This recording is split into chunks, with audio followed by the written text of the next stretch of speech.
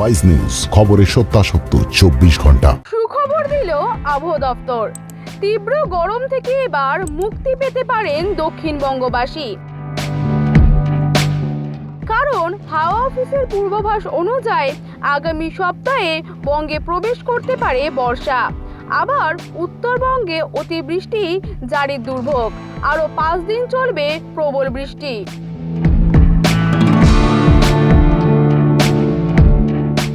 হাওয়া অফিসের পূর্বাভাস অনুযায়ী শনিবার পশ্চিম মেদিনীপুর, পশ্চিম বর্ধমান, বাঁকুড়া, পুরুলিয়া এবং ঝাড়গ্রামে বজায় থাকবে তাপপ্রবাহের পরিস্থিতি।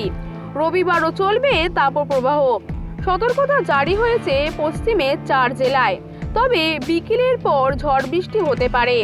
40 থেকে 50 কিলোমিটার বেগে বইতে পারে ঝোড়ো হাওয়া। সোমবার থেকে আবহাওয়ার পরিবর্তনের সম্ভাবনা। প্রাক বৃষ্টি হতে পারে। মঙ্গলবার থেকে বৃহস্পতিবারের মধ্যে বর্ষা দক্ষিণবঙ্গে প্রবেশের সম্ভাবনা। বাড়তে পারে বৃষ্টির পরিমাণ।